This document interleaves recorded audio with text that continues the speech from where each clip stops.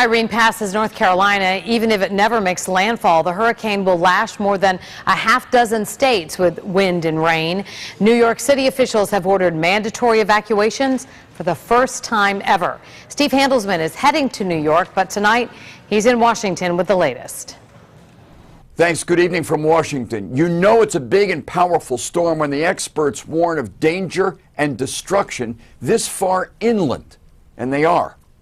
Vacationers evacuating East Coast resorts will be safer, but many will not escape the hurricane's effects. This is not like anything you've seen before. Getting ready in Annapolis, Maryland.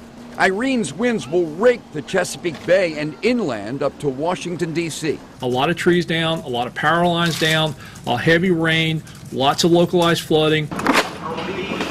Sunday's dedication in Washington of the Martin Luther King Memorial is postponed. While it's disappointing, it's absolutely understandable. Across the bay on the Delmarva Peninsula, they're pulling out boats and boarding up buildings. If Irene stays on course, Delaware is in trouble.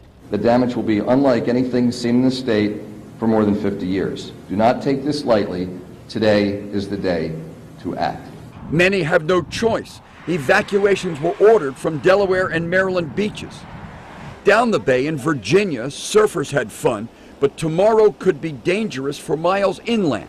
Up to 1 million people in eastern and southeastern Virginia will experience hurricane-force winds.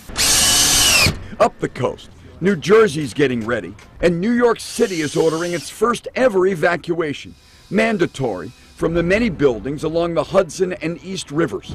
We're also moving up the time that we want everybody out, and that is by 5 p.m. tomorrow, Saturday. Millions are taking precautions on the last nice day before the hurricane hits. Local officials here are urging residents to go outside now to be sure the storm drains near their homes are wide open. The flooding from Irene will be the greatest danger. From Washington, I'm Steve Handelsman, WPTV News Channel 5.